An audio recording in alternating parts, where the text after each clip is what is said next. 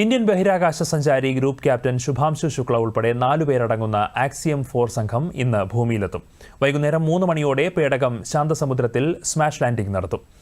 18 ദിവസത്തെ ബഹിരാകാശവാസത്തിന് ശേഷമാണ് ശുഭാംശു ശുക്ലയും സംഘവും മടങ്ങിയെത്തുന്നത്.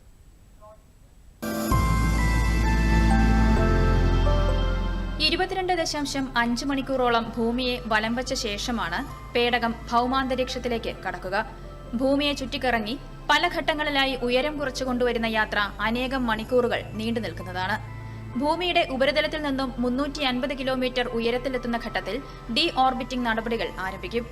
അന്തരീക്ഷത്തിലെ ഘർഷണവും 2200 ഡിഗ്രി സെൽഷ്യസ് വരെ ഉയരുന്ന താപനിലയും അതിജീവിച്ചാണ് പേടകം ഭൂമിയിലേക്ക് എത്തുന്നത്.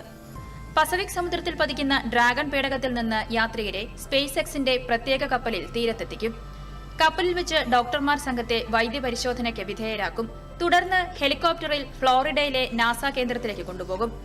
സംഘാംഗങ്ങൾ ഭൂമിയുടെ ഗുരുത്വാകർഷണവുമായി പൊരുത്തപ്പെടാനായി ഇവിടെ ഒരാഴ്ച വിദഗ്ധോപദേശപ്രകാരം വിശ്രമിക്കും.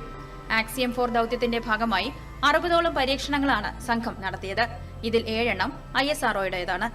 അന്താരാഷ്ട്ര ബഹിരാകാശ നിലയത്തിൽ നിന്നും ഇന്നലെ വൈകിട്ട് 4:45ഓടെയാണ് അൺഡോക്കിംഗ് പൂർത്തിയാക്കിയത്. ഇന്ത്യയ്ക്ക് വേണ്ടി പ്രത്യേകമായി 7 പരീക്ഷണങ്ങൾ ഉൾപ്പെടെ ഗ്രൂപ്പ് ക്യാപ്റ്റൻ ശുഭാംശു ശുക്ല നടത്തി.